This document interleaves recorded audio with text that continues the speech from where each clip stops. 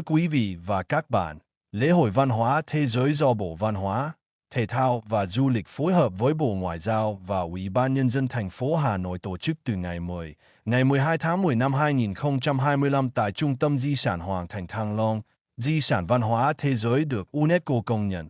Lễ hội văn hóa thế giới tại Hà Nội là hoạt động văn hóa đối ngoại trọng điểm của Việt Nam năm 2025, quy tụ 48 quốc gia tham dự với 45 không gian văn hóa quốc gia, 34 gian hàng ẩm thực quốc tế, 23 đoàn nghệ thuật trong và ngoài nước, 12 đơn vị giới thiệu sách và xuất bản phẩm, 22 quốc gia tham dự chương trình chiếu phim quốc tế. Tham gia lễ hội văn hóa thế giới, công chúng sẽ được chiêm ngưỡng những sắc màu văn hóa đặc sắc, từ nghệ thuật biểu diễn, âm nhạc, múa dân gian, trang phục truyền thống, đến điện ảnh, mỹ thuật và ẩm thực thế giới, tất cả cùng hòa quyện trong không gian di sản của Hoàng thành Thăng Long, trung tâm hội tụ văn hóa ngàn năm của thủ đô Hà Nội. 신사숙녀 여러분, 세계문화축제는 문화체육관광부가 외교부, 하노이 인민위원회와 협력하여 2025년 10월 10일부터 12일까지 유네스코가 인정한 세계문화유산인 탕롱황실성체 유산센터에서 주최합니다. 하노이 세계문화 페스티벌은 2025년 베트남의 주요 해외 문화 행사로 국가 문화공간 45개, 국제요리 부스 34개, 국내외 예술단 23개, 도서 및 출판 소개부 23개, 국제영화 상영 프로그램 참여 22개국 등 48개 참가국이 모인다. 세계문화축제에 참여하는 대중은 공연예술, 음악, 민속무용, 전통의상, 영화, 미술 및 세계요리에 이르기까지 하노이 수도의 천년문화 융합중심지인 탕롱황성, 생롱 임피리엘 시터델의 유산 공간에서 모두 조화를 이루는 독특한 문화 색상을 감상하게 됩니다.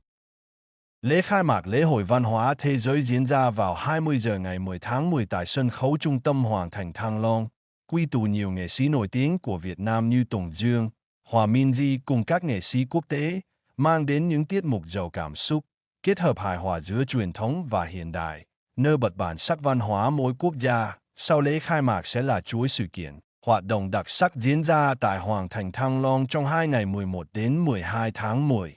Chương trình trình diễn thời trang bước chân di sản là điểm nhấn độc đáo của lễ hội, quy tụ gần 100 bộ trang phục truyền thống đến từ các quốc gia tham dự, hứa hẹn là màn trình diễn trang phục dân tộc quốc tế phong phú và hoành tráng nhất từ trước đến nay tại Việt Nam.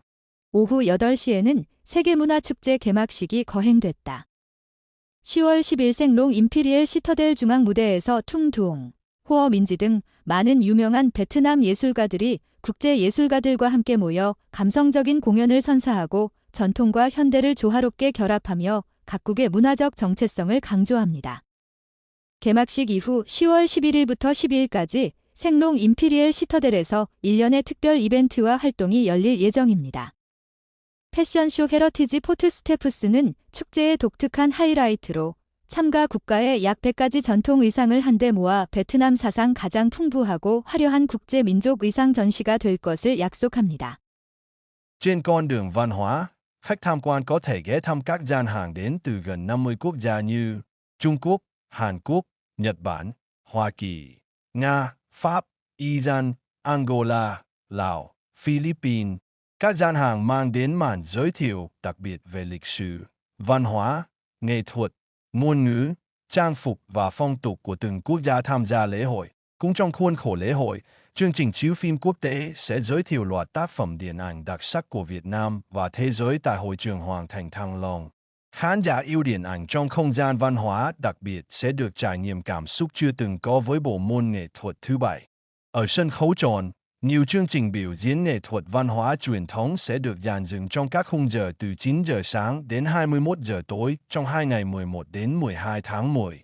Theo đó, các tiết mục nghệ thuật truyền thống của Việt Nam sẽ được biểu diễn trước bạn bè quốc tế gồm Cồng chiêng Tây Nguyên, quan họ Bắc Ninh, chèo, trầu văn, nhảy dân vũ. Bên cạnh đó, các quốc gia khác cũng sẽ tham gia trình diễn nghệ thuật như Nhật Bản, Nga, Campuchia, Mông Cổ, Pakistan, Iran.